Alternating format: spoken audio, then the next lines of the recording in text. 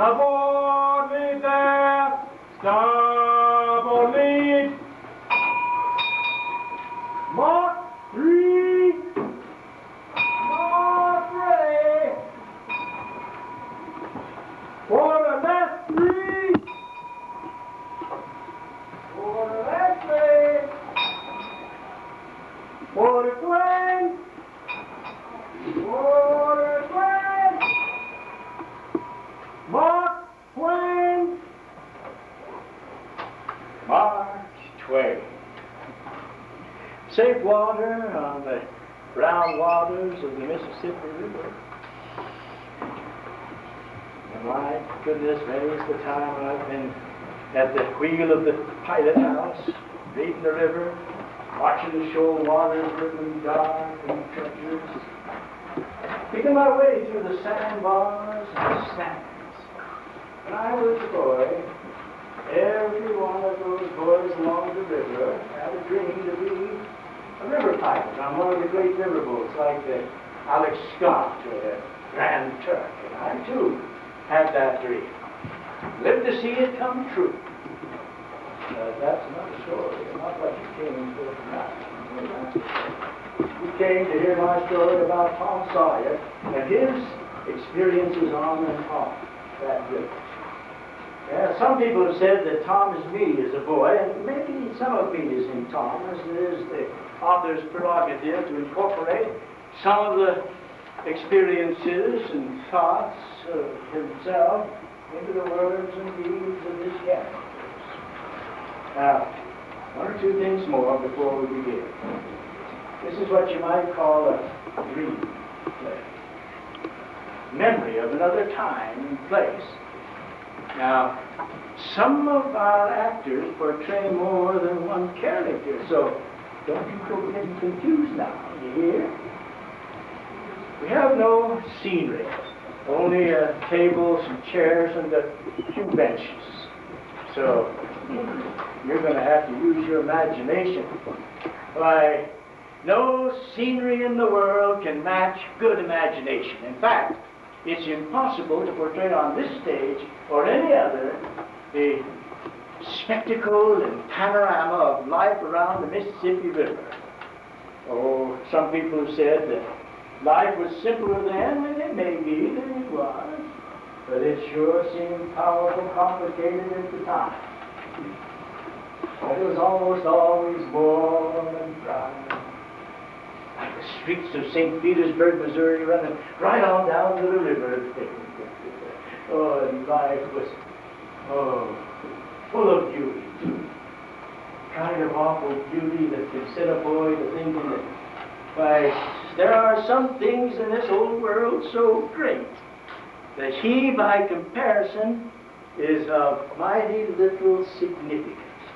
Tom himself has sat on those rocks right on down by the river there many a time, watching the summer sunrise while the hidden birds piping develop into a joyous riot of music.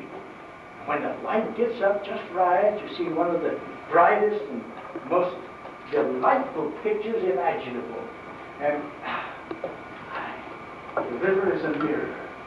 And you have reflected it in the relievage and then the curving shore and the receding capes, all pictured in it. And when the sun gets up in full,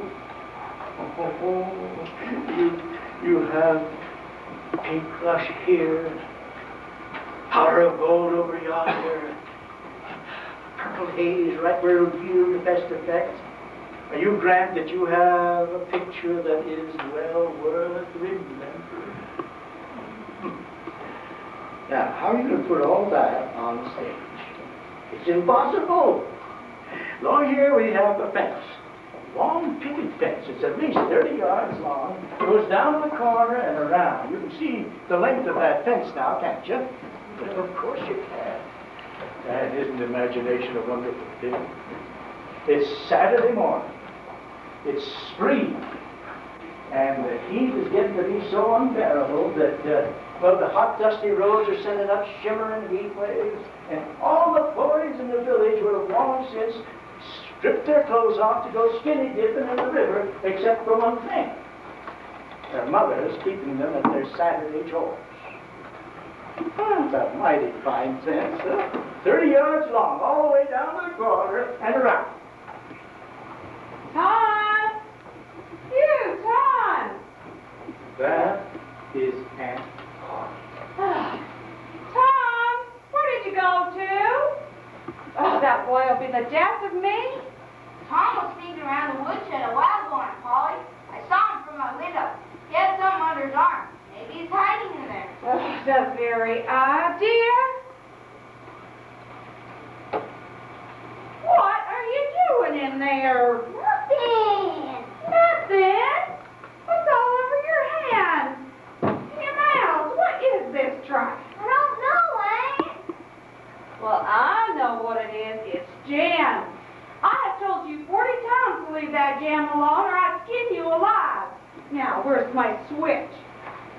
No water. I'll cut a new one for you, Aunt Polly. Tom, you get in there and get that whitewash bucket and brush. You are going to whitewash this fence. And no holidays until you're finished. I can't imagine the two of you being brothers. Only half brothers, Aunt. Well, whole or half. I wish he was more quiet like you and not so full of old scratch, adventurous and troublesome ways. Why, every time I let him off, my conscience hurts me. And every time I hit him, oh, my heart most breaks. Now I'm obliged to make him work all afternoon, and he hates work more than anything. Well, I've got to do my duty by that boy, or I'll be the ruination of that child. Now, Tom, I want 3 coats. Come along, kid. I'd sure rather have a licking. She never licks anybody. Whacks them over the head. Then, who cares for that? I'd like to know. She talks awful, but talk don't hurt. Anyway, you don't cry.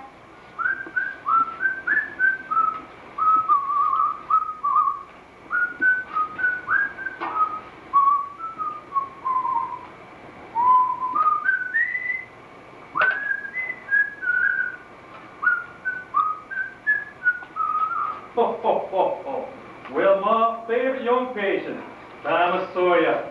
Hard work, I see. Yes, sir. Hard at work. But I'd rather be swimming or fishing or Ho, ho, anything. ho. Ain't that the truth, son?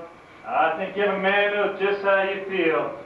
Say, tell me this. Suppose a rather dashing, handsome young doctor was looking to do a little fishing this afternoon.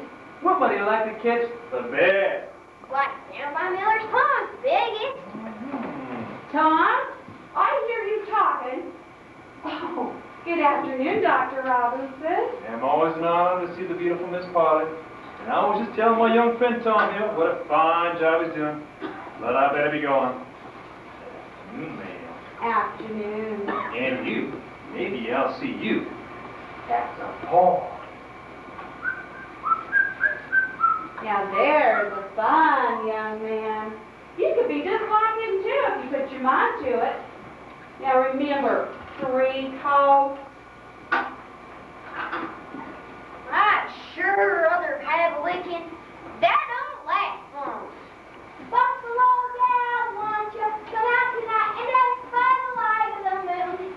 I danced with the gal with the hole in her stocking and he'll keep her rocking and the top keep a knocking. Blow, Tom. Blow, Jim. Off to the pump. Yeah. My, it sure is hot out here in the sun. Ain't too bad where there's a shade of these trees. Say, Jim, I'll fetch the water if you'll whitewash, son. Can't, Martin, Tom. I saw your Aunt Polly out front, and she told me you'd ask me to whitewash. And so she told me to run along and tend to my own business. She allowed you to tend to the whitewashing. Never mind what she said, Jim. I'll give you marble. I'll give you a white alley. Wow. White alley, Jim, and it's a bully top. My, that's a mighty fine marble. I tell you, boy. And besides, if you do, I'll show you my sore toe. All right, give me the marble. I thought I'd better check on you. Now, Tom, I'm going over to Serenity Harbor. And I want you to remember 3 coats and no flagging.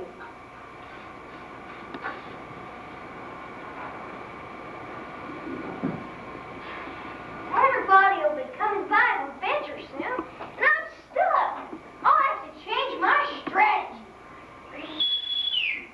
Ding-a-ling-ling! Joe Harper! If I can get him, I can get anyone. Set up, skip, and take to your sounding. Ding-a-ling-ling! Woo! Woo! Set it in starboard, sir. Chow, chow, chow. Now you're up to something, ain't ya? Why, it's you, Joe. I wasn't noticing. I'm going in and swimming, but you'd rather work, wouldn't ya? Work? What do you call work? Why, ain't that work? Maybe it is, maybe it ain't. All I know is that it suits Tom's Sawyer. You don't need to let on you like it. Like it? Well, I don't see why I'm gonna like it. It's not every day that a boy gets to whitewash a fence. Say, Tom, let me whitewash a little. Well, I don't know. And Paul off, particularly. Well, Jim wanted to do it, and Aunt Polly won't let him. Sid wanted to do it too. She won't let him. Now, don't you see how I'm fixed? If there was a time on this fence, and anything was to happen, shucks. I'll be just as careful. And besides, I'll give you the rest of my apple. Well, I suppose it was all right. But remember, ain't a point 1,000. The way it's gotta be done.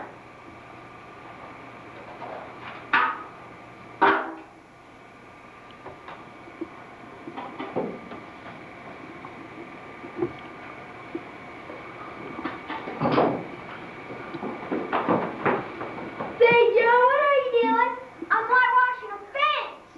How come? How come? 'Cause Tom here let me. Bob, don't let you work. Can't work.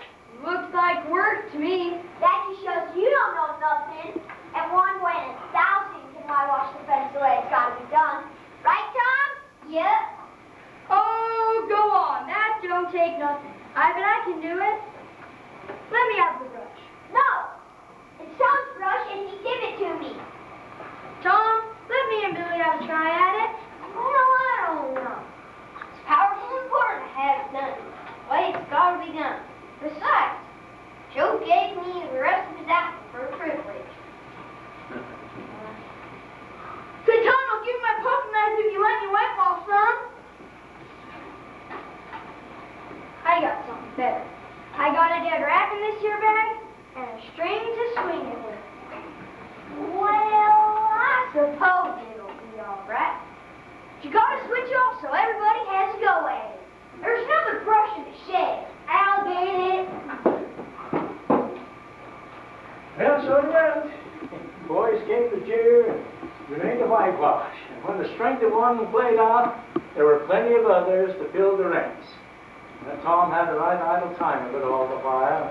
Plenty of company, and the fence got 3 coats of whitewash on it. If Tom hadn't run out of whitewash, he'd have bankrupted every boy in the village.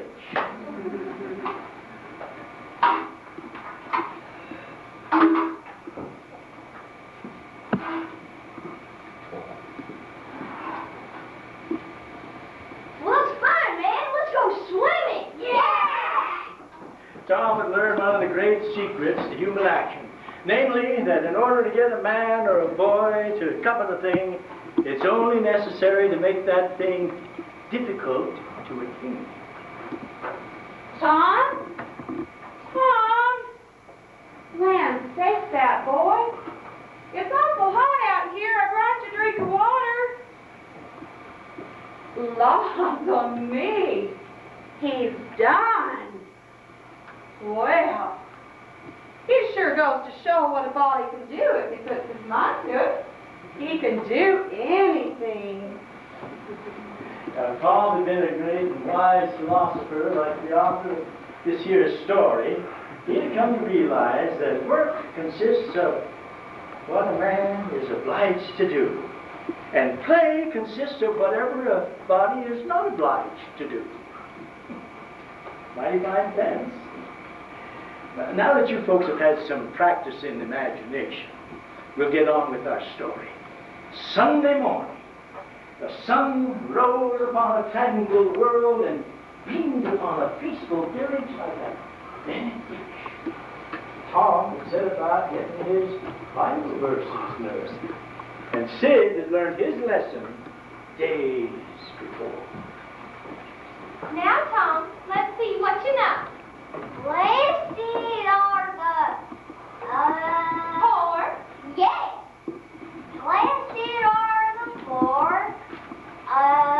in spirit. In spirit. Blessed are the poor in spirit, for theirs for theirs. Blessed are the poor in spirit, for theirs is the kingdom of heaven. Good, Tom. Now the next. Blessed are they who mourn, for they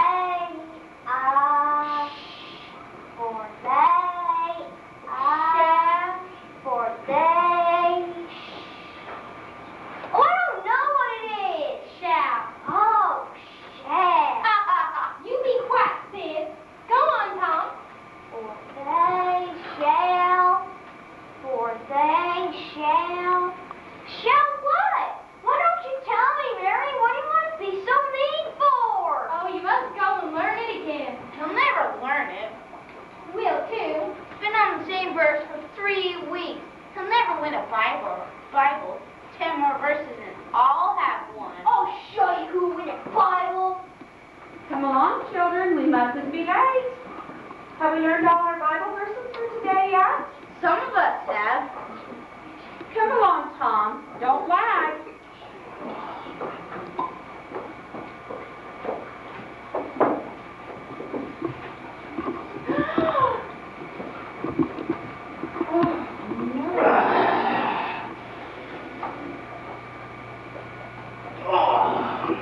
Madam, ladies,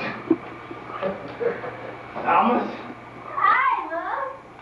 Mr. Potter, would you kindly keep out of our way? I don't think you're gonna like me very much, Tom. I got news for you. My blood's as blue as yours is. Bluer even. Hey! Today's the first day to horse manure.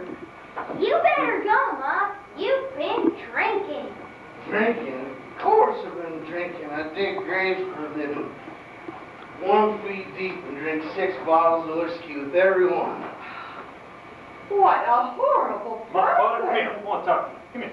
Drink? Come on, children. Did you hear what he called me? Well, you deserve it. Miss Ernie Harper, how are you feeling? Why, I am feeling just fine.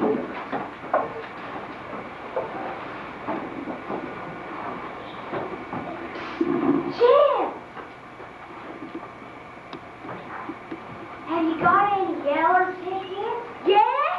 What'll you take for 'em? What'll you get? Some licorice and a green classy. Let's see 'em.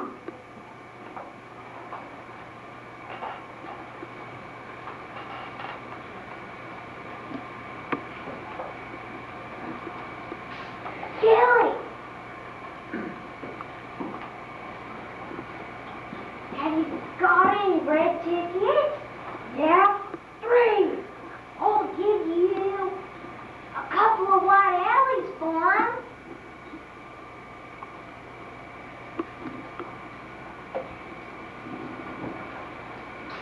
Joe!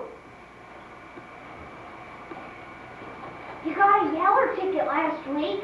I'll give you my new kite for it. But it took me a whole year to get it. It's a dandy kite. Well, all right. I don't suppose I'll get another one anyway. What do you want it for? Miss Ernie, is that a new hat? Why, no. You know, I just haven't worn it in a month because I forgot that I had it. Then Tom traded all his whitewashing loot for Bible tickets. I suppose you're wondering what those Bible tickets are. Oh, they are a marvel. One blue ticket was paid for 2 recited Bible verses. 10 blue tickets was equal to 1 red ticket. And 10 red tickets was equal to 10 yellow tickets. And for 10 yellow Bible tickets, the superintendent, who was also the schoolmaster, gave that pupil a Bible. And that delivery of a Bible was such a rare occasion that, well, that pupil so great and conspicuous for that day, every scholar's heart was fanned with new ambition that often lasted for as long as a couple of weeks. Ladies, gentlemen, please quiet down. Children. All right, children. I want you to sit up straight, and I want you to give your attention up here. I see a young lady over here looking out the window there. Probably thinks I'm up that tree outside there giving a speech to some little birdies. Today, we have some honored guests with us. We're so happy to have Mrs. Thatcher and her daughter Becky, all the way from Constantinople. Will you please come on up? Mr. Dobbins! Now, Thomas, just wait. But I have 9 yellow tickets, 9 red ones, and 10 blue ones. I want a Bible. Bible? Thomas Sawyer? Here are the tickets. I'll be. Oh, well then. I'll be. Man. Okay then. Mr. Sawyer, you're going to have your Bible. Mrs. Thatcher, I'd like to introduce you to Mr. Thomas Sawyer. Somehow he's learned 2,000 Bible verses. My, 2,000 verses is a great many. And you can never be sorry for the trouble it takes to learn them. For knowledge is worth more than anything in the world. It's what makes great men and good men. You wouldn't mind telling me some of the things you've been learning. You no doubt know the names of all 12 disciples. Tell me the first 2 first ones. Well, Thomas, come on. Don't be afraid. Answer the lady her question. You certainly will tell me now, won't you? The names of the first 2 disciples were... David and Goliath. Let us draw a curtain of charity over the rest of this scene. Next Monday morning, Tom played hooky from school. Had a right nice time with it, too, up on Carter Hill, playing Robin Hood with Joe Parker. Wearing only their long-tailed shirts and suspenders for sashes, and brandishing their lath swords, they went bounding through the trees, shirt tails flapping in the breeze, bare-legged, having a delightful time. So, wow. Home! Who comes here without my pass? God, kids, won't watch no man's pass. Who art thou to hold such language? I am Robin Hood. Who thou king of carcass soon shall know. I will gladly dispute thee. Have at thee. These boys would rather be outlaws in Sherwood Forest a year than President of the United States for life. And when they got tuckered out, they went swimming in the river and got home in time for chores before supper. Tom was ready for Aunt Polly's questions, which were very, very deep.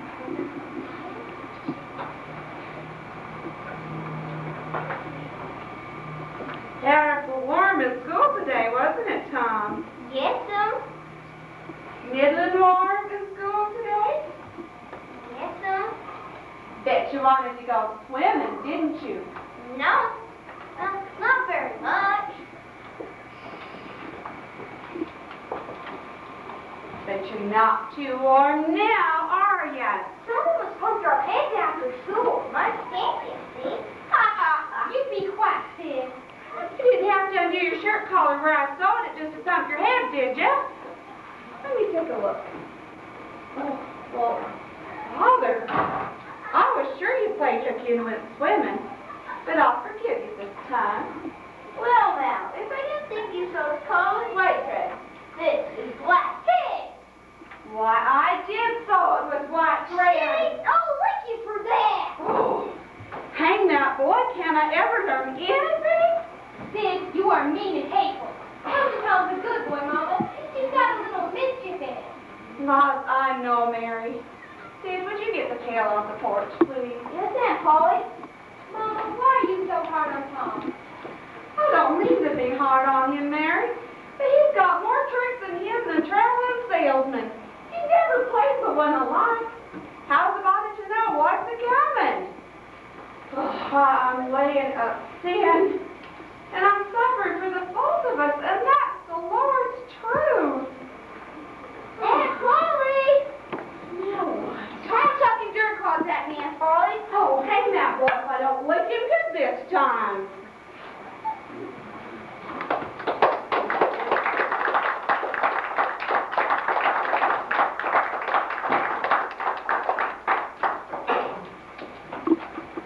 Sometimes she sews it with black. Sometimes she sews it with white. I wish the Jiminy she'd stick to one or the other. She would never know if it hadn't been for Sid. But I guess I learned him a lesson. Sid was not the model boy of this village, though he was not far from it. Tom knew the model boy and loathed him. All the boys loathed him. He was the apple of every mother's eye in the village. As far as having anything in his head, why, you could trade the content of that for a pie, and nobody would be any the worse off for it. Except maybe the pie. Hello, Mr. Flanagan. How you doing, Tom? I'll take it in the air. Yeah, care to go for a walk with me? Now, what's this new mischief I understand you're into? I didn't go to school. I went to Carter Hill, then in swimming.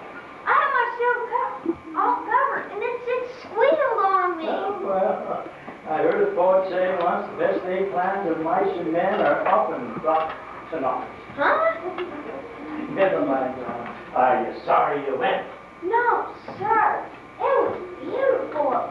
Plus, the river looked like dark green glasses shimmering in the heat. I just about gone crazy at school, looking at those soft green hillsides. I just about gone crazy. Yeah, spring fever is a powerful irritant. Say, Mr. Twain, tell me about being a pilot on the river. That's what I want to do someday. Not right now. Maybe later on. Do you see that girl over there? bride is Miss Becky Thatcher, Jim's cousin from Constantinople, the town of Phoenix. I understand that she and her mother are going to be staying here for the whole summer. I think she's the prettiest girl I ever saw. She does have a mighty fine look about her, Tom. You see, So long. Hello. Oh, hello. Let me see. It isn't very good. Come on, let me see it. Oh, it's ever so nice. Now make a mess. I wish I could draw. I'll learn you. Will you? When? Right now. See? It ain't very hard to draw. All you gotta do is know which one to look like before you start. Let me try it out. You're the boy at Sunday school, aren't you? Yes, Tom Sawyer. You're Becky Thatcher. Do you really live in Constantinople? Yes. Does the courthouse really have a tin roof? Oh, yes, it's very pretty. It sparkles in the sun, and in the evening it's golden and sometimes red. Wow! My father's a judge. He's going to do it in the state capitol. He must be an important man. He is. I didn't see you at school today. Well, I have things to do. What's that? It ain't anything. Please, let me see. No. Oh, please. I love you. Oh, you bad thing. I never. Well, please come back, baby. You're the prettiest girl I ever saw.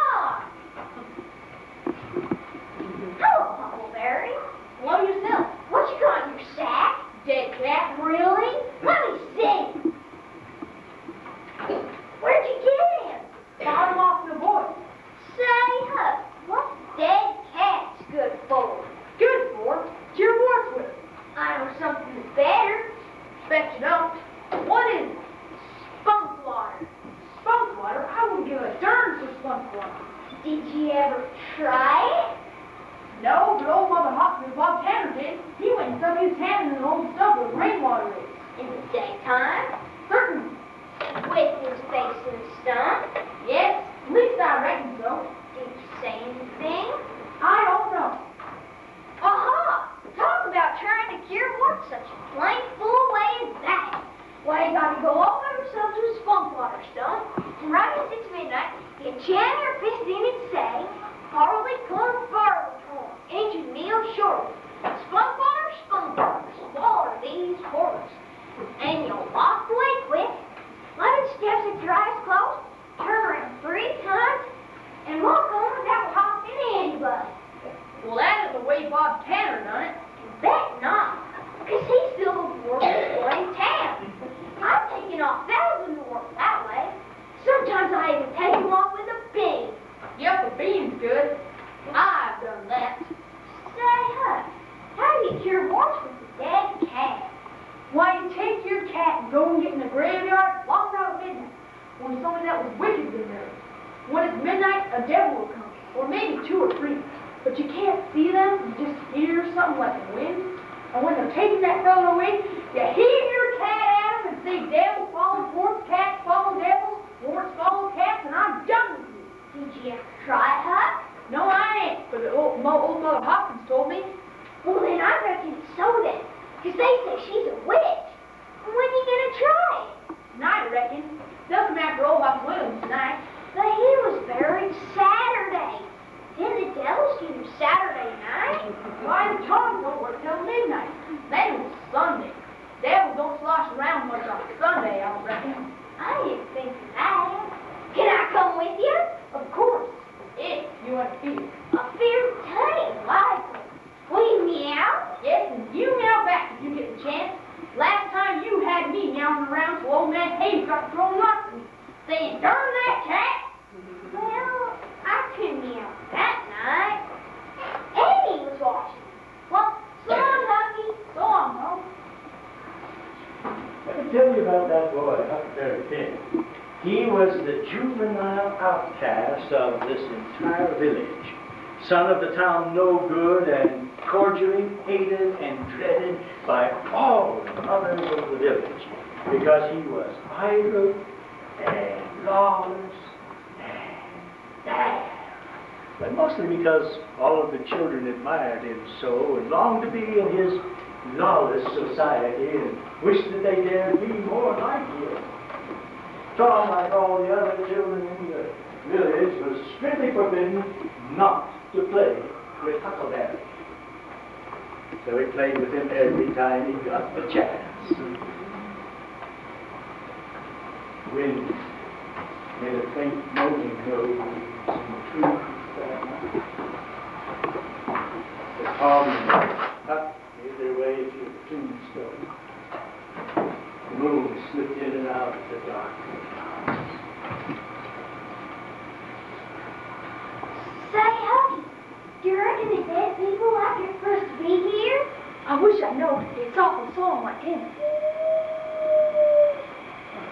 Say, Hub, do you reckon old Hoss Williams hears us talking? Of course, at least the spirit does. There's his grave. I wish I said Mr. Williams. Look right over there. What time do you think it is? Must be close to the time. Awful sunlight, ain't it? Those clouds covering the moon is on? Right, spooky, all right. Where, Tom? There it is again. Oh, Tom, they're coming. They're coming, sure. What do we do? I don't know. Think they'll see us? Oh, Tom, they can see in the dark. I wish I hadn't, Tom. Maybe we keep perfectly still. They won't see us. Look, what is it? It's Devil's fire. Oh, this is awful, Tom. It's Devil, sure. 3 of them. Tom, can you pray? I'll try. Now I'm laying down to sleep. What is it, Huck? They're human. At least one of them is. One of them's over the water. Watch out, Boots, here we come. Quiet, Prince, you fool! You still make enough noise to wake the dead. Say, Huck, I don't know where the voices. It's Injun Joe. That's so. I thought they were devils. What can they do? Here is my dead man's treasure. Get the hook, get in. You, what's the matter? Can't get the cork off my bottle. Put it away, it'll be the death of us. Now dig. All right, I'll dig. My berries and my digging up it's all the same to me, as long as I get my pay. He must be drunk, Huck. You think I hear something? Oh, it's the wind. Now hold it, man. When the moon comes out, someone, and they see us, waits off on us. You'll add another 5, or we no work. That's a talk. I see another 5, or I'd start with. Oh, look here, Bimbo. You barred the morning in advance. Not better. Yeah? You've done more than that. 5 years back, me hungry. I come for food, but you kicked me out your pa's kitchen. When we swear I get even, your pa get me thrown in jail. You think me forget? I got you now, you got set. No, Now, here I are, my father. I'm drunk. Moron. Joe, put it down. You not be so bossy. Joe. They stick you. Joe.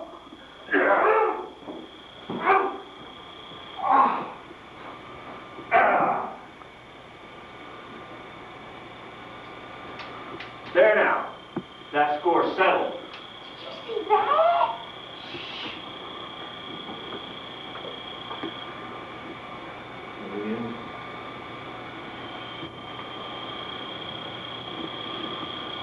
Hey. Oh. What you getting me for, Joe? Up. Fall asleep?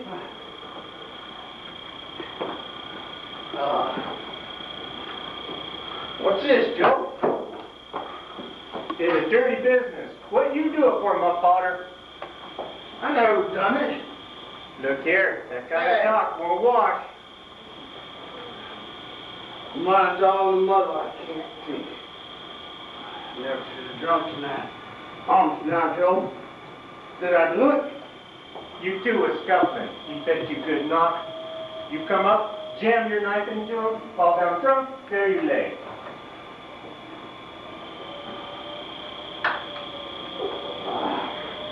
I didn't know what I was doing, Joe. Honest. I ain't never used a weapon before, Joe. I fought, but I ain't never used a weapon, Joe. Please don't tell.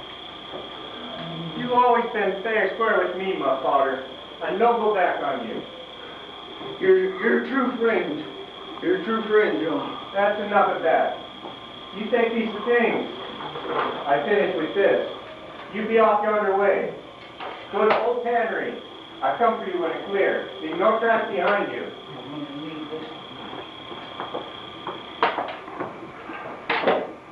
Your name's Joey, true friend.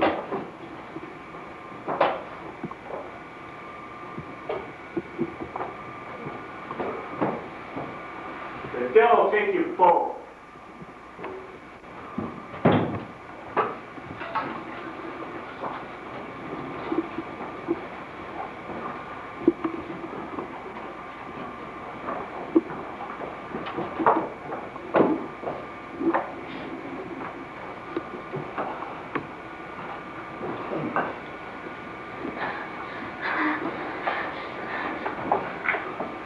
Willie's safe here in the old tannery. I've got her. What do you think will come of this, Doc? If Doc Roberts dies, I reckon the hanging will come of it. Who tells, Winnie? What are you talking about, Tom? Suppose something happened and Injun Joe didn't hang. Why, he'd kill us just as sure as we're a land here. That's what I was thinking. If anybody tells, let Buck Potter do it. He's fool enough. But, Hon, Muff was knocked out. Do you think he could see anything? Do you think he could hear anything? By jingles, that's so, Tom. He was full of liquor too, Tom. I can see that. Huh? Do you think we could keep Mom? Tom, we gotta keep Mom. You know that. Tom, let's take an oath and swear to one another to always keep Mom. I'm agreed. Would we just hold hands and swear it? No, that won't do for this. That'll be rough about a big thing like this. And blood. Of course, you're right.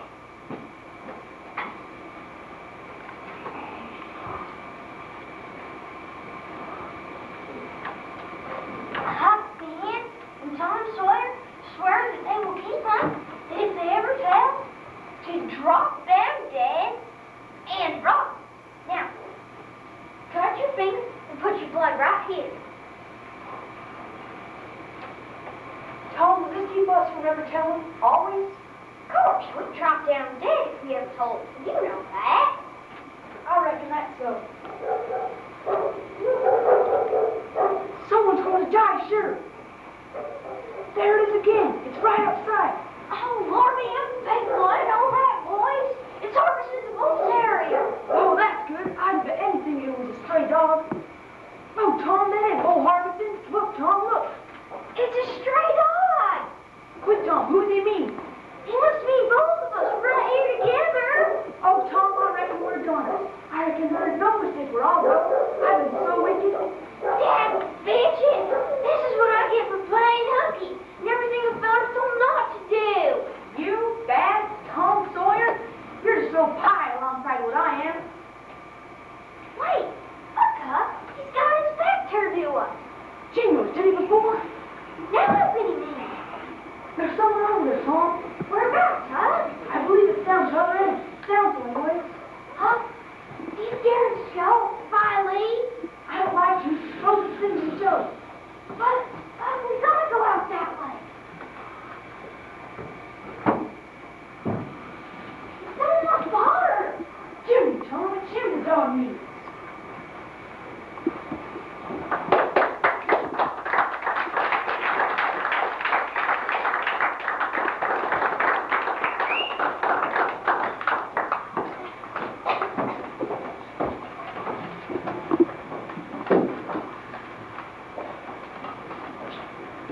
Lost, where is that boy? Tom? Tom, you'll be late for school. Cindy, you wake him when I call for the both of you? I dares, Nancy. Tom was out awful late last night, and I thought he should sleep a little longer. Out late? He slipped out when the clock was striking 10. Thought it was asleep. Thought it was asleep when he came in, too. What time did he come home? I don't know, but it was early in the morning. He broke the string I tied to the window board. Sid, I'm ashamed of you tattletale. But Aunt Polly asked about Tom. Now, Mary, it's not exactly sadly. Not exactly. I did ask about Tom. Why didn't you run away? Good morning,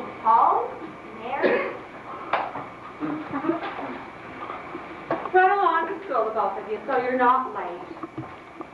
Tom, I need to speak to you. Don't be too hard on him, Mama. He's a good boy. He'll settle down when he gets older. Goodbye, Aunt Polly. Goodbye.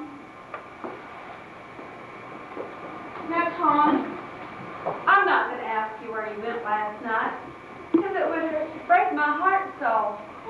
Oh, why do you go on breaking my heart like that? I'm sorry, Aunt Polly. I won't do it anymore. You want to go ahead and ruin yourself, child, and go right ahead. I can't take it anymore. Please forgive me, Aunt Polly. Oh, heaven knows I tried. I just wore out. Please don't cry, Aunt Polly. I can't stand it when you cry. It's more terrible than 1,000 whippings. Well, I haven't done right by bringing you up. My poor dead sister's boy, and I failed her. I'm sorry, Aunt Polly. You run along to school now. I've had my say. Yes, Aunt Polly, I am sorry.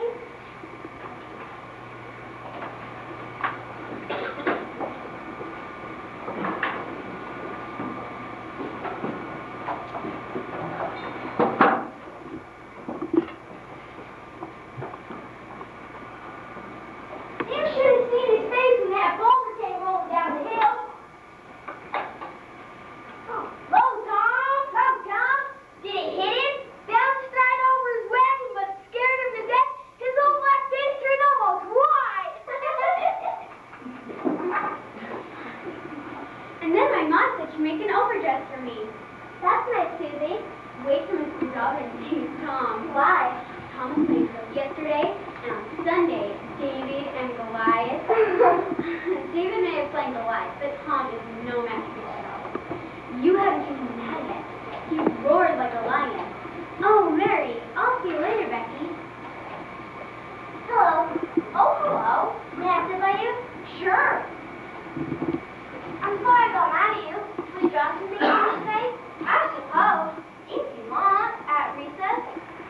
You care for rats? No, I hate them. I do too. Like them. I mean big ones that swing with the string. No, I don't care for rats at all. Say, Becky, was you ever at a circus? Yes, my pop's going to take me there sometime. I've been to a circus lots of times. I'm going to be a clown when I grow up. Oh, that would be nice. They're so lovely, all spun up. They have flowers and money. Most dollar best. Ben Rogers said. Say, Becky, was you ever engaged? What's that? Why engaged? To be married? No. Do you want to be? I don't know. What's it like? Like, well, this hellboy won't ever have anybody like him. Things kids, that's all. Kids? What do you kiss for? Pets? Well, everybody. Fat? Everybody? Yes, everybody. Becky, you remember what I wrote in the shirt? Yes. What was it? I shan't tell you. Shan't tell you? Yes, but some other time. I don't know now, Becky. Please. Almost forever so easy. Now you whisper to me. Turn your face to me and then I will. But you mustn't ever tell anyone. See, I won't. Now, Becky, it's all done but the kids.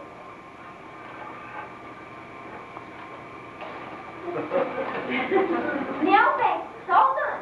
And you ain't ever love anybody but me. You ain't ever marry anybody but me.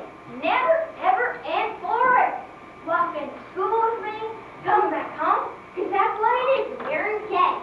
Oh, it's so nice. I've never heard of it before. It is. Why, me and Lawrence was, that's why I ain't the first you've been engaged to. But Becky, I don't care for her anymore. Yes, you do. You know you do. The fight, Tom Sawyer. But Becky, I don't care for anybody but you.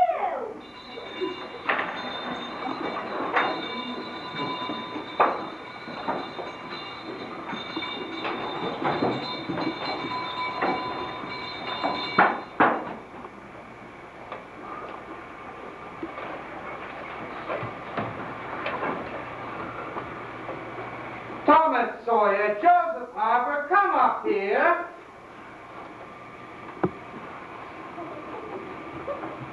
You two played hooky again yesterday. That's 3 times in 2 weeks. I just don't understand you two. And Thomas, you made a fool out of me in Sunday school. David and Goliath? I'm just gonna have to give you the whippings of your miserable lives. Tom, you're gonna be first. Now bend over. Hold on, what the devil? Children, just stay seated. I'll see what the commotion is. How do you know? Did you know it's awful when they found a man's body up in the cemetery? They have to get up and then say that it was not cancer. Oh my, that is horrible. Will you hold on for a second? Children, a tragedy has occurred. Today, we're going to dismiss school. I want all of you, though, to go straight home. Cemetery's no place for children. Don't go to the cemetery. Go straight home. Wait for me. Now, who found the body? I don't know. I can't remember. I daren't go. Tom had come to find you. There's a whole lot of people up at the cemetery. Some people's even climbing trees and things. They say they found him last night by a body. They say someone saw him up down by the brook washing himself this morning. Everybody sees him up somewhere. They're going out to hunt for him right now. What are we going to do, Tom? We gotta keep Mom there, huh? We got him. If we say anything, Injun Joe will kill us. Come on, let's go watch. A terrible crime had been committed, and all the evidence pointed to one man. And when that was decided on, the whole town was ransacked for the murderer. For you see, the public is not slow in the matter of sifting evidence and arriving at a verdict. Once Muff was found and presented with the evidence, his own knife, why, that would have convinced anybody that they were on the wire, but he just about fainted. In fact, he would have swooned if they hadn't caught him. That convinced them all the more that they had concluded rightly in the matter, and Injun Joe's story was the finish on it. Now, there were those who felt there was such convincing evidence why a trial was useless, and that they ought to be able to come up with swift and rapid resolve to the problem at hand. But their conscience took better action on the matter, and they put Muff in jail, and he was placed there for a good period of time. There were some who felt that Injun Joe should be tarred and feathered for body snatching. But so overpowering was his character that no one could be found to take the initiative in the matter, and so that was dropped as well. Yeah, bye-bye, Tom. And Cutwolf had a wavering impulse to tell the story and to break their secret oath and let them know that Muff was free of guilt. But the image of Injun Joe overwhelmed them so powerfully that they didn't get around to telling that story either. Why, Injun Joe made himself so mean in Tom's imagination, they felt for sure that he had sold his soul to Satan and that no earthly power could touch him. You talk around in pictures so much, you keep me awake half the time. Well, I have a tooth that pains me. A tooth? Well, I better have a look. It's all better now, ain't it? And you do talk such stuff. Last night you said, it's blood, it's blood. You said that over and over. What you got on your mind, Tom? Nothing I know of. And you said, don't torment me till I tell. Tell what? What is it you'll tell? Oh, it's that dreadful murder. I've been dreaming about it almost every night myself. So do I. I don't know if I can take all this talk for another month until the trial. Well, let's not think about it anymore. You children run off to school and go straight to school. Tom, don't you lag.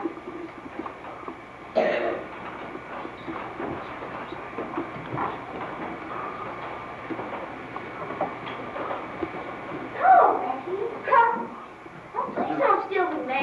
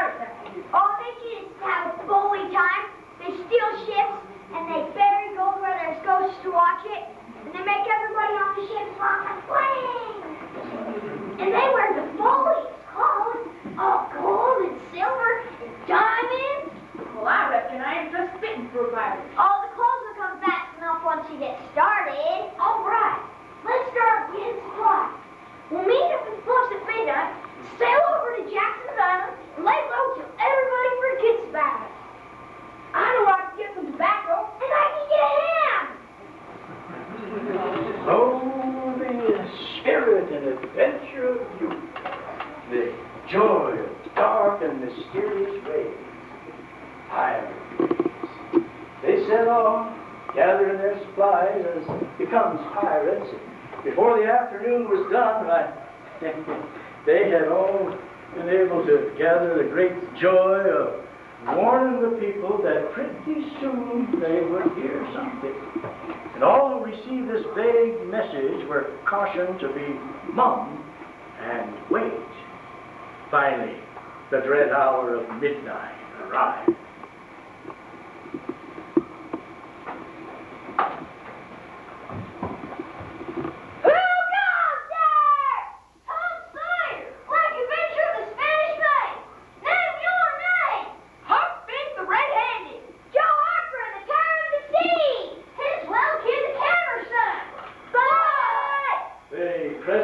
Commandeered their raft and shoved off.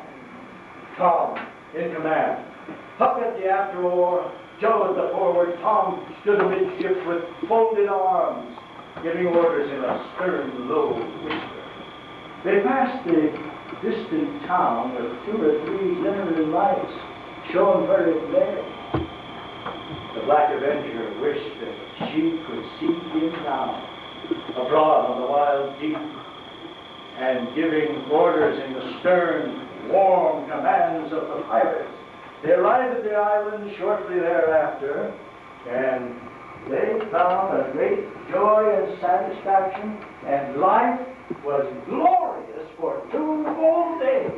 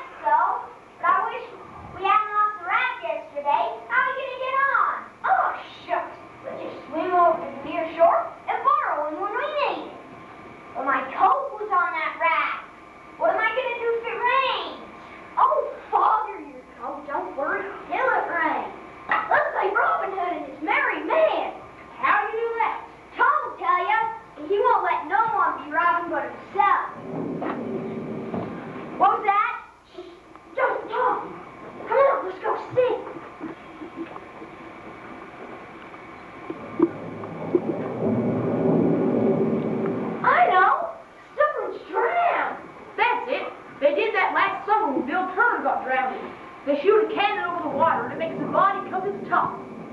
Yeah, but I just wish I know who it was. I do too. I'd give heaps to know who it was. Boy, I know who struck down. It's us. Yeah, it must be us. They must have found the raft with my coat on it. We've been talking the whole town. Yeah, but I bet they feel sorry for us too. I bet they miss us, especially them that's done us unkindness. Nobody misses us. Of course they do, Huck. Because when bodies are gone, like Joe said, everybody feels sorry. I'm going over there tonight. I'm coming too? No, you ain't. Besides, I'm the captain. It won't take too many of us coming. I'll swim over to the near shore and catch a ferry boat on, sneak in your post, and I'll be back for breakfast.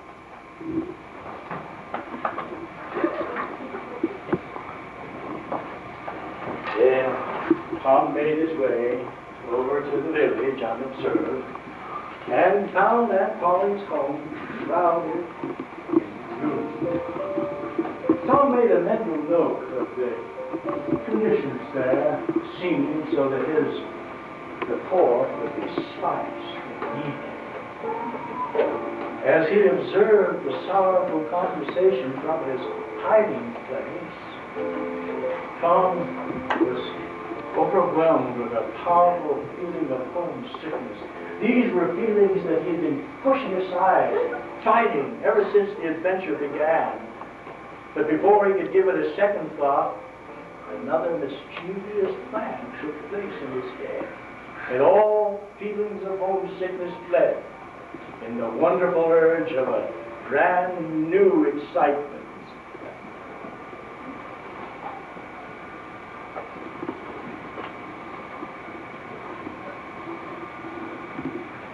He's done left us. No, Tom Screwloop, he'll come back. He won't desert. Then where is he, I'd like to know? If he's not here by noon, I'm leaving and you can't stop me. Oh, bastard, you can settle yourselves. Damn. It was us they was looking for on the river. I snuck into Aunt Polly's house. Aunt Polly and Mary were crying. Your mom was there, Joe. And even Sid was misty. They say nice things about you, huh? How my mom look? Terrible? Sorry, she whipped when she rolled out the river herself. Oh, boys, it's so lonesome here. Let's give it up and go home. But, Joe, you'll feel better by and by. Is there any better fishing place to here? I don't care for fishing when there's no music there. I can't do it. I want to go home. Joe, are there any better swim place to here? I don't care for swimming when there's no music there. I can't do it. I want to go home. Fine then, let the crybaby go. Arthur, you want to see your mom? Yeah, and you would too if you had one. We'll stay, won't we, huh? You like it, don't you? I don't know, Tom. I'm kind of tired of this here life, too. I don't have it, Mom, but I'd like to go back. Let's us go, too, Tom. No, I mean to stay. I wish you'd come, Tom. Now, you think it over. We'll wait for you when we get to shore. You'll wait one long time, then. Hey, wait!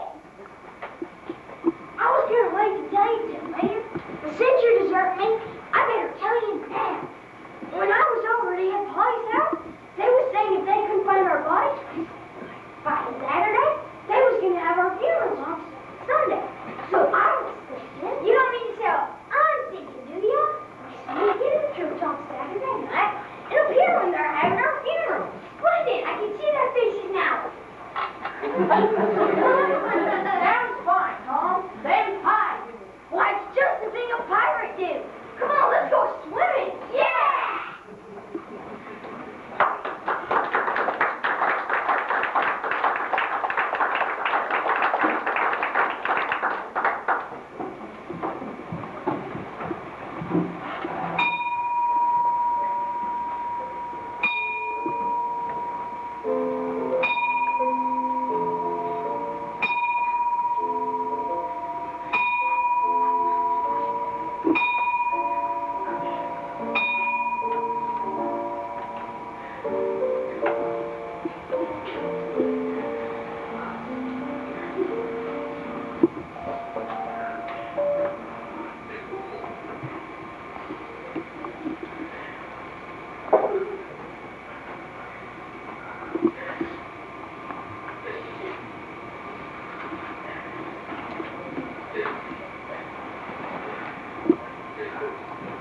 I am the resurrection and the life.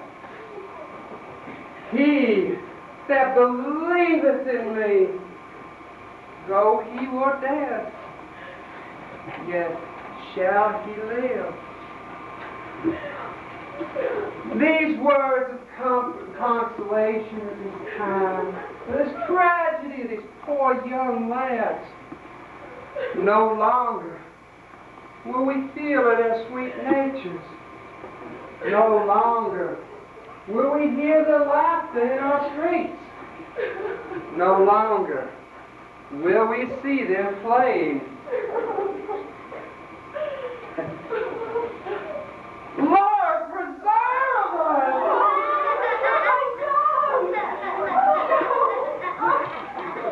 Aunt Polly, it ain't fair to open slide to see her. Oh, I'm glad to see him. Poor motherless thing.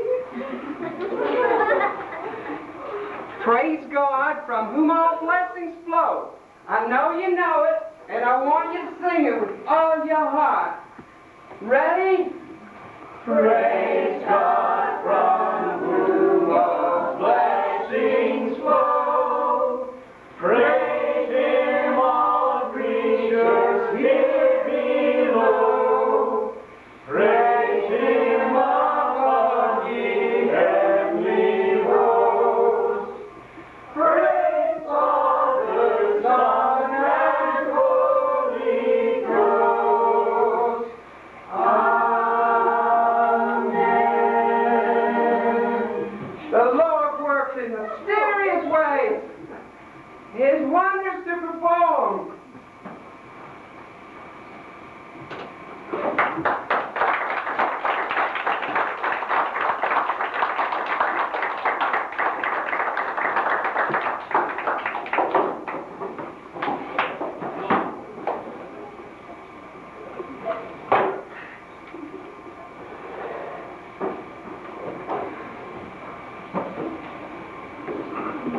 I'm going over to Becky's to play, unless you hang out with Tom again. You know, he may be cute and all, but I think he's bad influence. So over there, the ladies is the first to the right, and the men second to the right. And in the middle, there's a well where you can get a drink. And then over there, there's some snacks and some hops. But you don't want to start out that way, or Injun Joe will get you. Don't come this way, he stick you.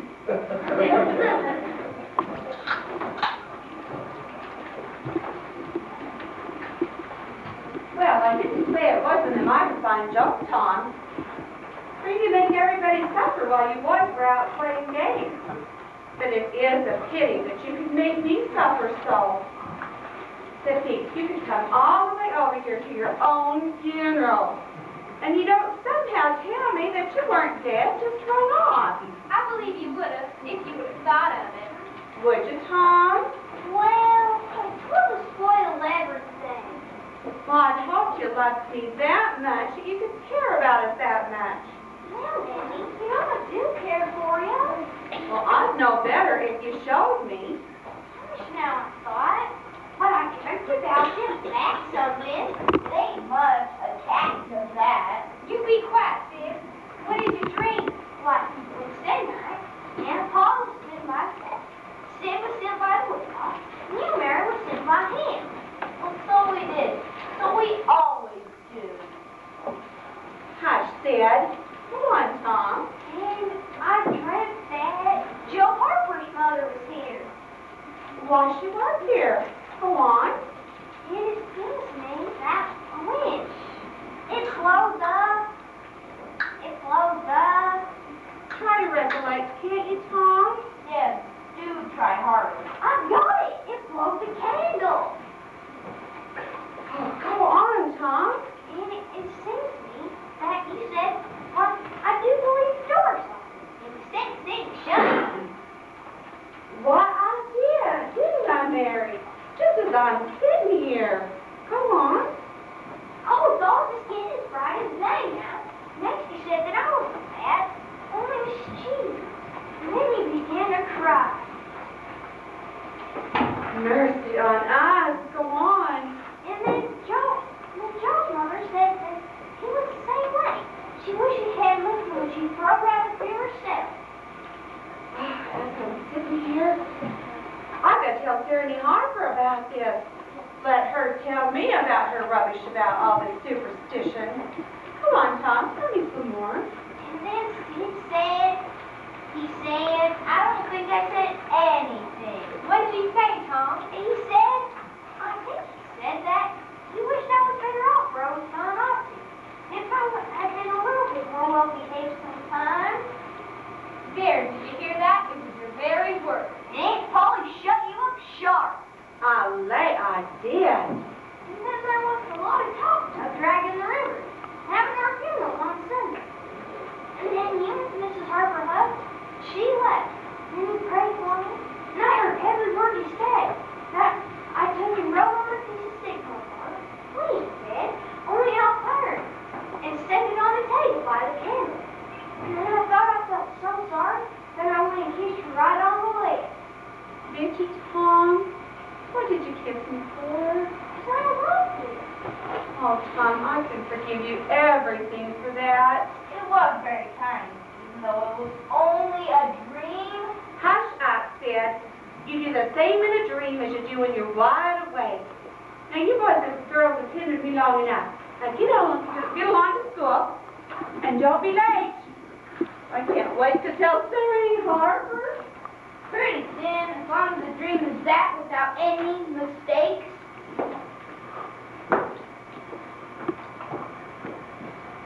No, Joe. No, Tom. Oh, Billy. Hey, Tom. Oh, Tom. Hey, Jim. Tom. Oh, Joe. Let's go play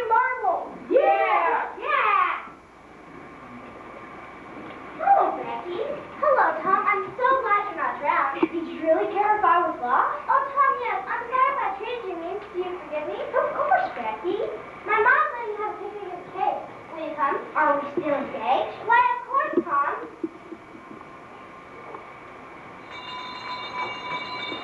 I'll be along in a minute, Becky. Tom, I gotta talk to you about Mom. They're starting to drive Mom and ain't heard nothing good.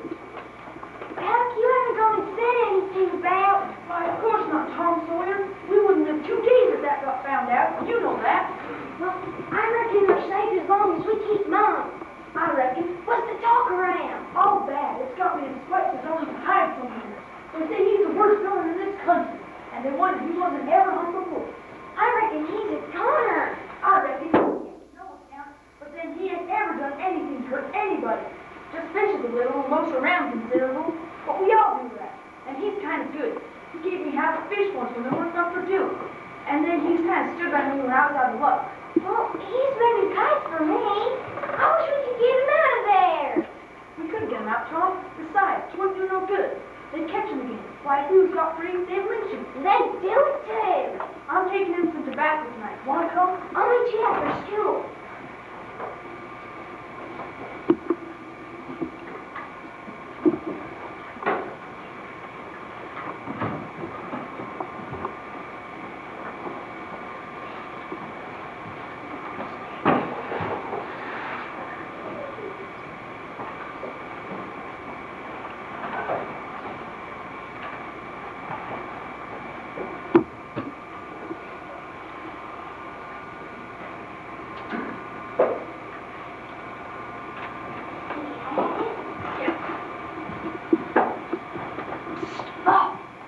Who's there? Tom and Huck, we brought you some tobacco. Tom and Huck, my onlyest friends. Mighty nice of you boys to come visit old Muff. Shake my hand. Small hands would be helpful, Muff, if they could. Thank you, boys. So long. What are we going to do, Tom? What are we going to do?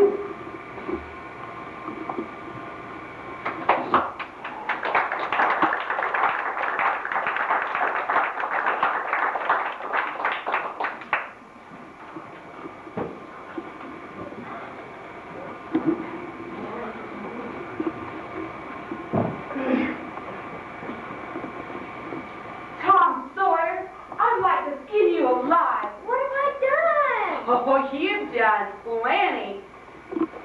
Here you make me go over to Sarah Lee Harper's and try to get me to make her believe all that rubbish about the dream. And lo and behold, just told her everything. You were here. I wish now I thought. But I didn't think. I'm a child you never think. Here you come all the way over from Jackson Island, hoping to make us believe all that rubbish. And you made me go to Sarah Lee Harper's and tell her that and make a fool of myself. I don't know it was me, but I didn't mean to be mean. Besides, I didn't come all the way over from Jackson's Island to laugh at you that night. Well, what did you come I for? was tired, not worried because we hadn't got drowned. And what was all that rubbish you were telling me about the bark? The bark that I wrote on to tell you we hadn't got drowned, only off pirates.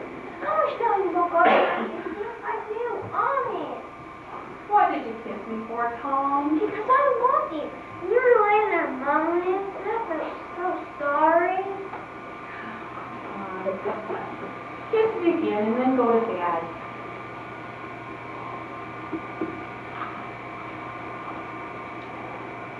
Oh, boy. It was a good lie, though.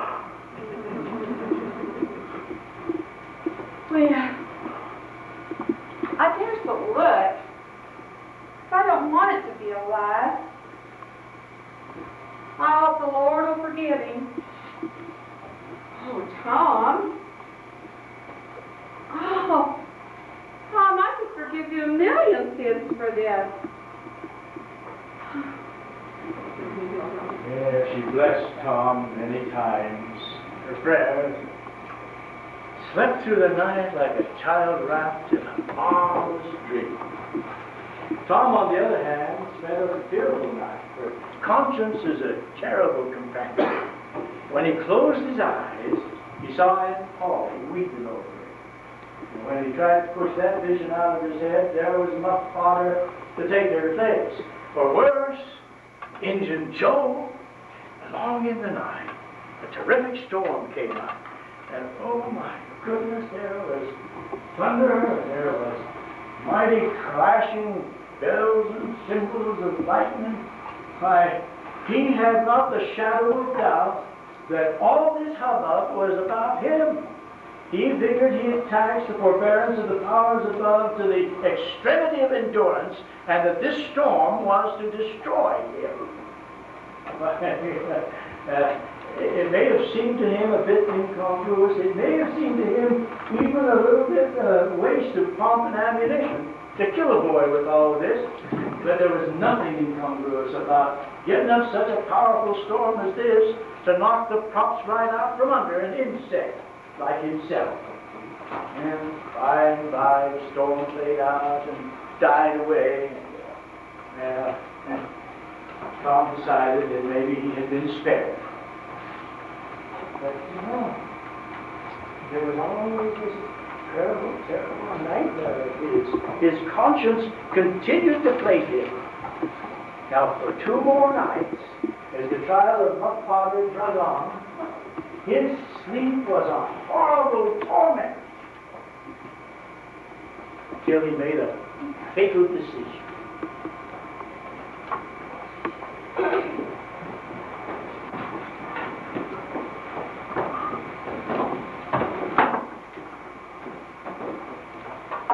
A trial is a curious thing. Nothing can stir up a sleepy atmosphere more than a good trial, especially if the verdict's a foregone conclusion. All that remains is the argument to satisfy the minds of the citizens that they had judged rightly in the matter, and that their lust for the culprit's blood was respectable. Your Honor, by those of the citizens whose simple words,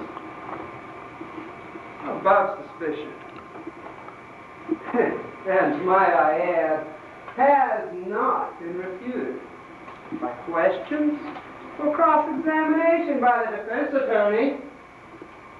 We have shown the actions of the miserable prisoner at the bar on the night of the hideous murder. He was seen the next morning near the crime, washing himself in a brook. The hideous weapon, which was found near the victim's body.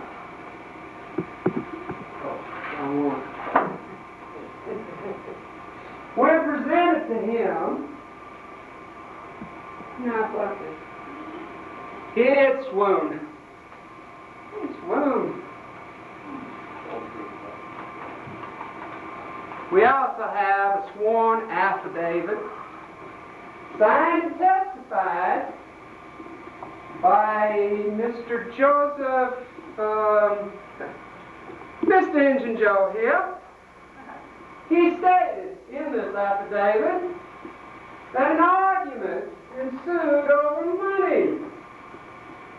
Muck Potter, in his anger, took this knife and he did stab. Objection, Your Honor. Sit down, Counselor. He stabbed Dr. Robinson till he was dead. We have shown our case, and now, Your Honor, we rest our case.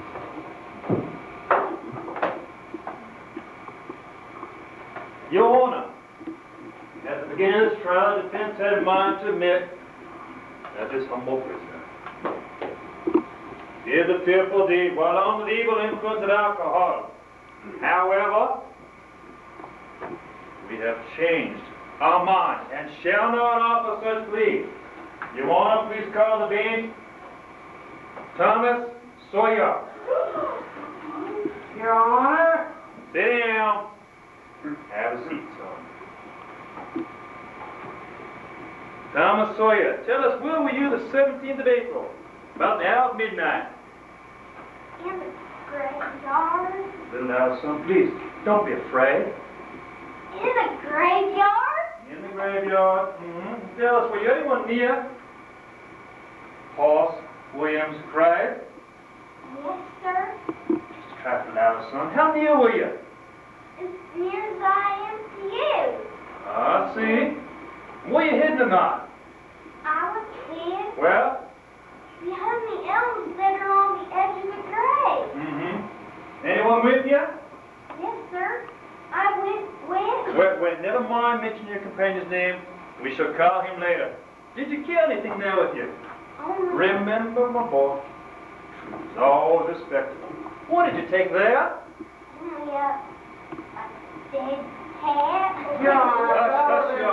Let the boy speak. Your Honor, there is relevance, and we shall produce remains of the dead cat later.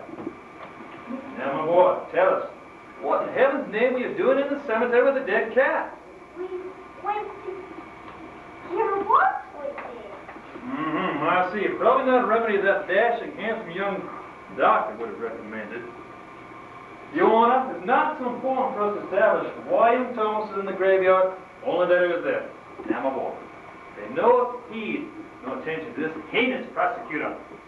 Tell us everything that I could. Tell him young ones, don't skip nothing, and son, don't be afraid.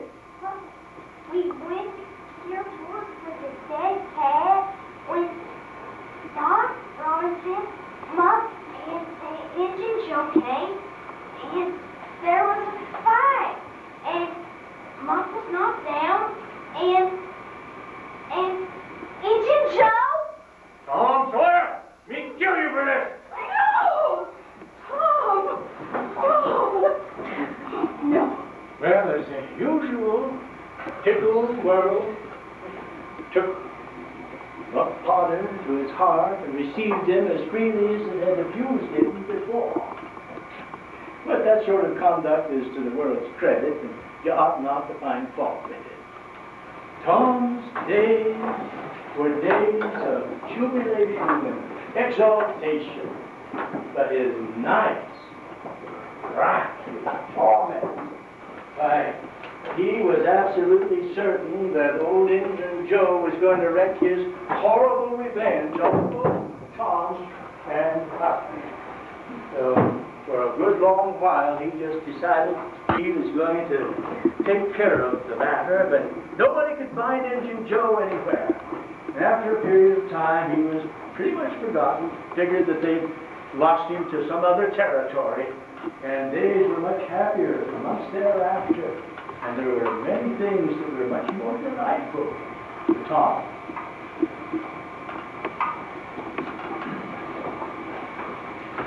Now you children stay together. Come back here. Now, everyone get a partner. Get your candles from Mr. Biggs at the cave entrance. Everyone keep together and don't wander off. Don't push over here. You children, come along. Oh, Becky, this picnic is such fun.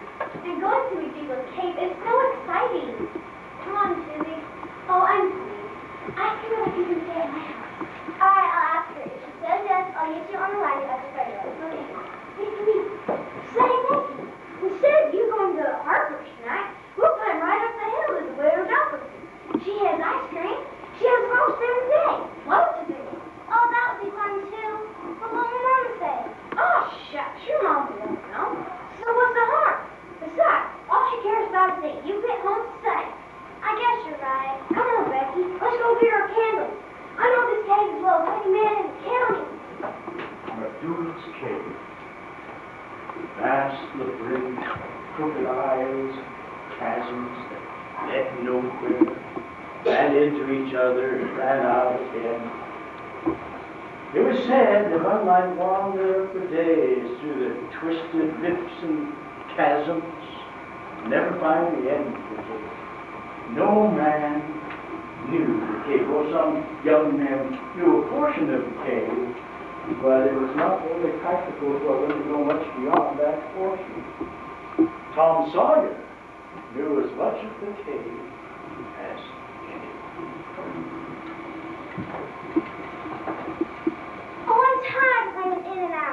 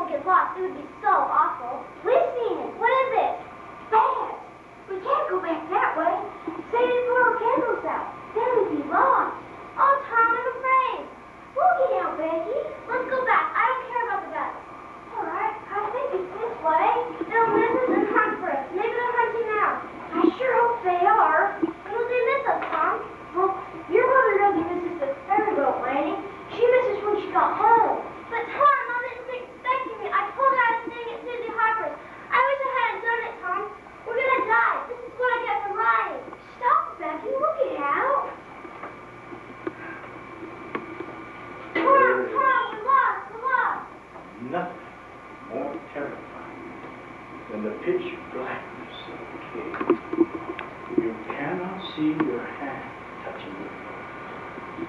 Your eyes blind, cannot comprehend the depth of the darkness. Then there's that eerie echo, voices,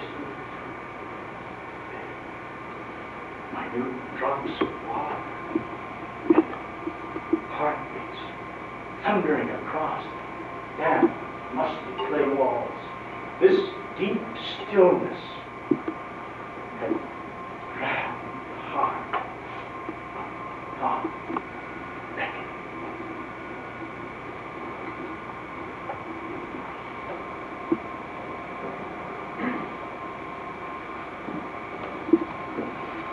Why, Barry Harper, where's my Becky? Is she going to sleep all day? I knew she'd be all tired out, but she should be up for church with your children. You Becky? Didn't you sleep over at your house last night? I know. Did you say that Becky couldn't come in? Well, I bring her the ferry boat landing, and she said that it was her music that she couldn't stay tonight. Oh, dear. Good morning, lady. Oh, good morning. Barry, I have got a boy that's missing. And I suppose he stayed at your house after the picnic? And now he's afeard to come to church. I've just got to settle with him. Well, he didn't stay with us. Joe Harper, when was the last time you saw my Tom? I don't recollect exactly. I don't remember seeing him on the ferry boat. Neither did I, now that you mention it. I reckon it was in the cave. Oh, mercy on us. What's the matter, lady? Well, Tom and Becky are missing and they might still be in the cave. Okay. Well, that sure sounds like young Tom, all right, but a little out of character for Miss Becky. Don't you worry, man. We'll find your daughter. You boys, you raise up the town and make sure it's searched real good. I'm going to head on up to the cave and start looking. Now, if you don't find her here, you head on up there. Yeah, let's go. Well, the alarm spread from group to group. Before long, the whole town was up and searching. And when the children could not be found, why, within 20 seconds, the bells were chiming, the town was out searching. When they couldn't locate the children, they were off down the high road and down the river searching for Tom and Becky, and led by none other than Muff Potter and Huck Finn valiantly in the lead.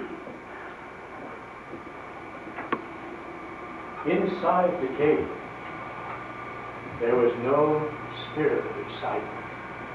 The two children were wearied out from wandering through the labyrinth of passages.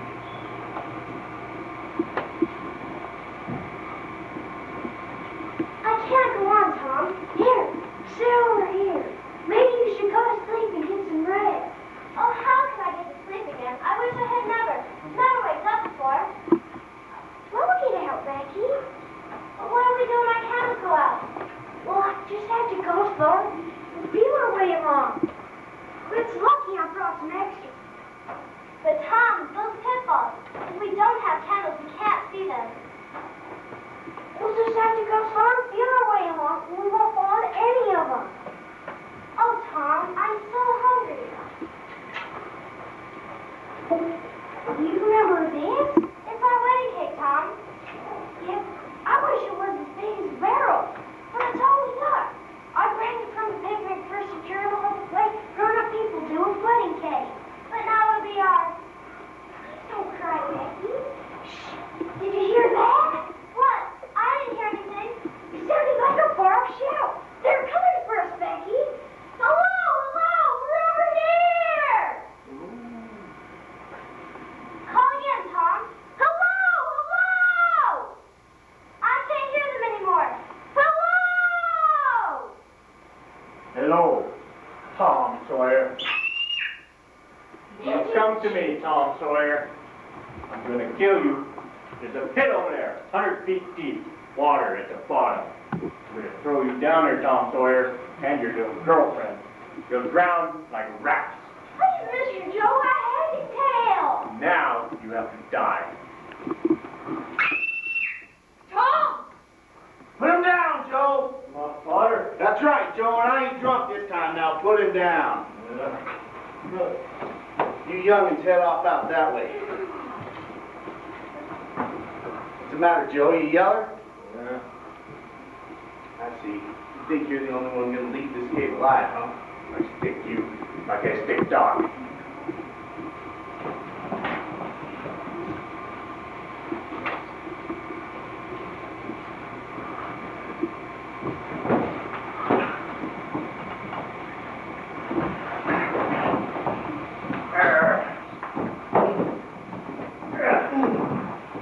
Now you die.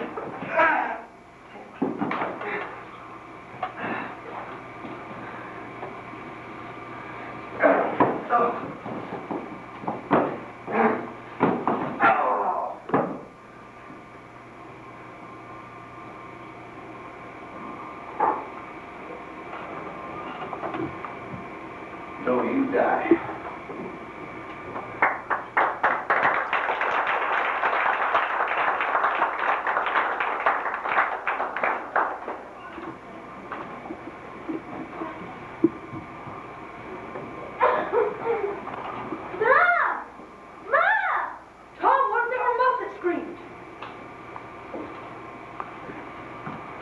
Thought I told you youngins to get out of here. You could have killed us all. Come on, you around, Bob. I'm not the real hero. Tom here's the real hero. You saved my life, Tom. And I'm glad I got to do the same for you. Suppose you're going to get the reward for finding old Agent Joe. Me? But you! Nah, I just came along when you found it. Now, let's get out of here. I'm tired and there's a whole posse of people. That was mine rejoicing when Tom and Becky were found. Muff and Huck were made heroes for finding them. Tom and Becky were heroes for being found. And that would have been the end of the story. Except for one thing. When Tom made his way out of the cave, he left a trail back to where he had met Injun Joe. So later on, when he and Huck went back to kind of explore around the cave a bit, they come across Injun Joe's belongings, and there was a stash of cash right there. When counted up in the light of day, amounted to $12,000. Since nobody could be found who was claiming the ownership of the money, it was given to Tom and Buck, put out at 6% interest for the year, and why, Tom and Buck were just wonderfully enjoying all of the treasures of that cave and all of the wonderful times that they had to share from that time on. And Huck was given over to the care of that wonderful lady that has always enjoyed taking good care of boys and girls, and she was given over to the care of Huck. And he was putting them in her complete charge from that day forward. Well, Huck is going to be coming from the Widow Douglas any minute now. So we'll just see if we can find old Huck and his new suit. Where's the suit the Widow Douglas got you, Huck? Oh, this clothes suit me fine, and I ain't ever gonna shake it anymore. Them other ones love me. They're so rotten nice. I can't sit down, I can't lay down, I can't roll around anywhere. I gotta wear shoes on Sunday, I gotta go to church on Sunday, the widow eats by a bell, she goes to bed by a bell, she gets up by a bell. Everything's so awful regular, her body can't stand it. Well, that's what everybody does, huh? Well, I ain't everybody, and I can't stand it. Hey, Hutchie, where have you been? Widow Douglas is looking for you. Well, she ain't gonna find me, 'cause I'm quitting. Being rich ain't all it's cracked up to be. Just worry and sweat and wishing you was dead all the time. You can go and beg off to me with the widow if you like. Well, I can't do that, Hucky. Tain't fair. Besides, if you'll try to sing a little longer, you'll come to like it. Won't he, Mr. Twain? Yes, he certainly will, Tom. Like it the way I'd like a hot stove if I could sit on it long enough? No, Tom, I won't be rich and I won't live in them smaller houses. Looky here, Huck. Being rich isn't stopping me from adventuring. In fact, I've been planning on turning robber. Are you in real Bedford earnest, Tom? Like Edward Ernst and I'm standing here. We can't let you in the game, Huck, if you ain't respectable, you know. Can't let me in. Didn't you let me go for pirates? Yes, that's different. A robber's more high-toned than a pirate is. Like, in most countries, they're